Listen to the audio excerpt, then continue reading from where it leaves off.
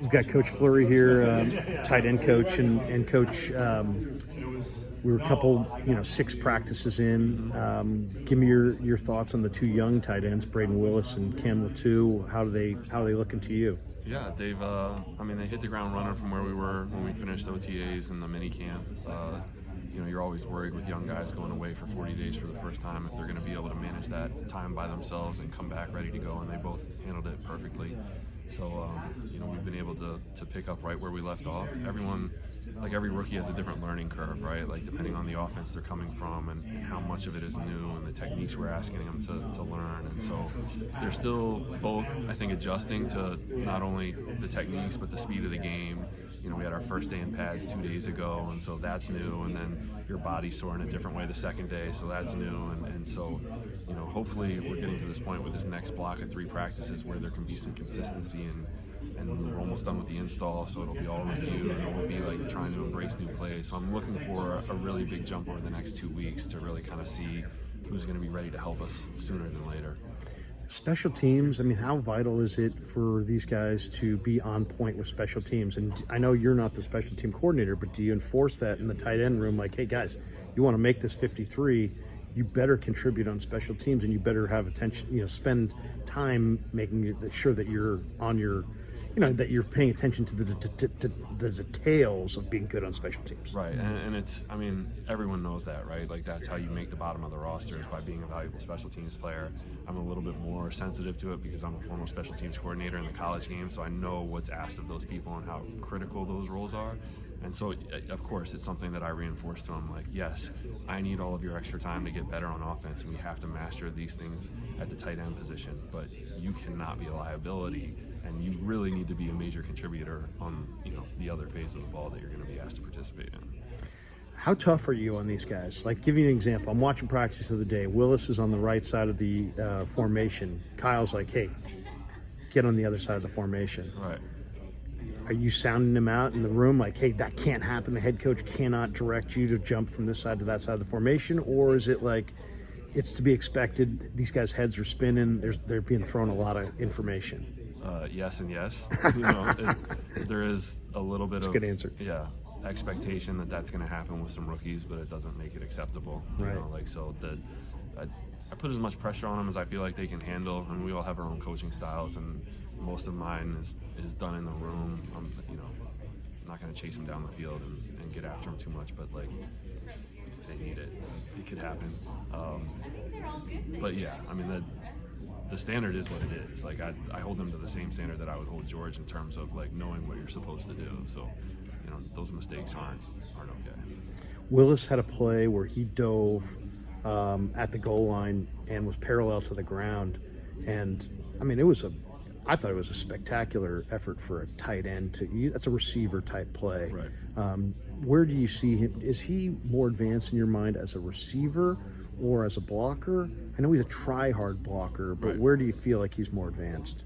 I think I would say he's advanced as a route runner, and that, from what I can gather, comes from just experience with Lincoln Riley and some of the stuff that they were asked to do there when Lincoln was coaching him, but his own personality as a route runner, for lack of a better word. Like, it's something that he feels comfortable doing and has been able to put his own flair on some certain things, and some of the things that he wants to do, I've had to tell him that he's not allowed to do for now until he gets some other things figured out. But I would say that's where he's the most advanced. The thing I like the most about Willis so far is, I don't know if it's the blocking or the receiving. It's just, I love the kind of the heart. This guy, the compete, let's just say that. Right. This guy really competes, huh? Right, that's exciting to hear that you can see that just as an observer, because that's one of the reasons that we were excited about bringing him to our team, is that, when you watch the film with no sound, you can still see that he fits our personality as an organization. You can see the effort, you can see the intensity, the violence, all those things that we really enjoy and celebrate in the room that don't show up on the stat sheet were visible in the film. So I'm agreeing with you. I'm excited that you can see it too. Does George ever have a practice, a meeting, or a game where he doesn't just talk all the entire time? Does he just talk? Is that part of his game, is talking? It is part of his game.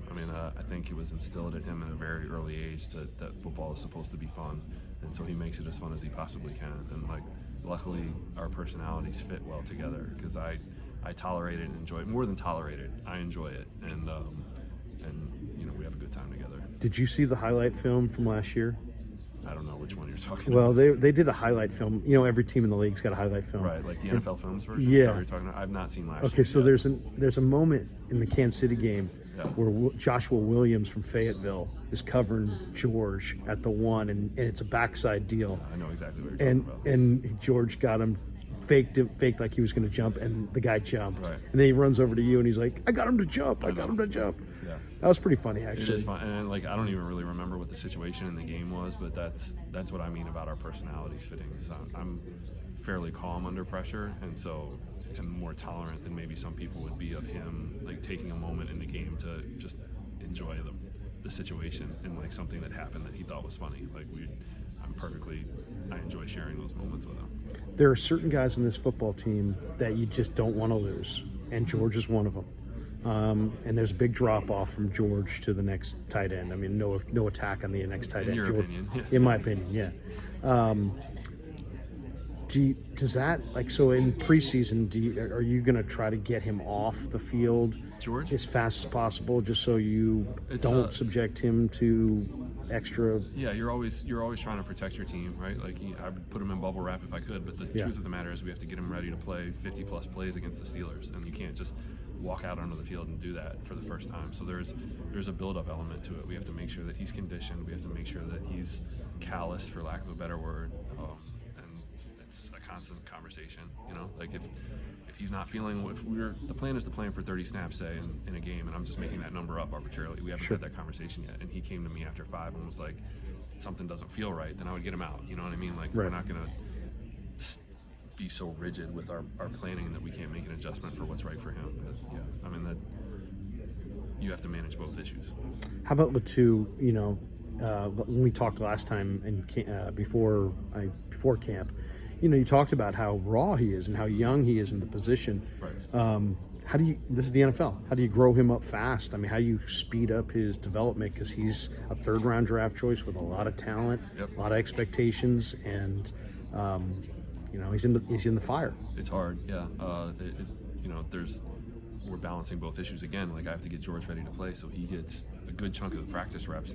And Cam needs every rep he can get, as do the other guys. We've got guys fighting to make the team, and they need reps to prove that they deserve to be here. So it's a very difficult balancing act. And so for Cam, he just has to maximize every minute of the day in trying to find other ways beyond just the practice field where he can improve and get better and find his level of comfortability so that everything becomes automatic and he's not thinking so much, and then you'll see the skills start to really develop. The benefit that he has that maybe some other rookies don't have is the state of our roster. We got 10 other guys we can get the ball to. There's not a lot of pressure on him to be productive. Even if George isn't there, we don't have to throw the ball to the tight end. We can throw it to Debo, we can throw it to Brandon, we can throw it to JJ, we can throw it to Christian, we can give it to Elijah, Juice. There's plenty of people, so that at least there's not that burden, and there's maybe a little bit of more time to develop, but at the same time, we don't want him to look at it as a redshirt year either. If you've got the talent to help this team win football games, then we need to get that out as soon as we possibly can. So. Yeah. Last one for you. Latu, I think, has got the ability to be all around, and blocker and receiver. In your mind, is he ahead in one area or another? Is he a better blocker today than a receiver? Is he a better receiver today than a blocker? I mean, is there one area where he's excelling early on? No, and that's not a negative thing. He's just got so much raw ability, and what we're asking him to do is very different than pretty much everything he was asked to do at Alabama, and that's the only time he spent playing the position, so he's learning everything. What he does have is strength and power and size, and he does have the ability to be fast at times and change direction and separate, and so it's all those things we're trying to develop at once, which can be overwhelming. It's much easier to get better if you're saying just get better at this one thing, but we're trying to bring it all along. And so he's not further ahead in any of it. I mean, maybe in the next few weeks we'll try to focus on one thing or another, which we think is more valuable, but we're not at that point yet. Good luck this year, Coach. Thank you. Appreciate you. It's great stuff.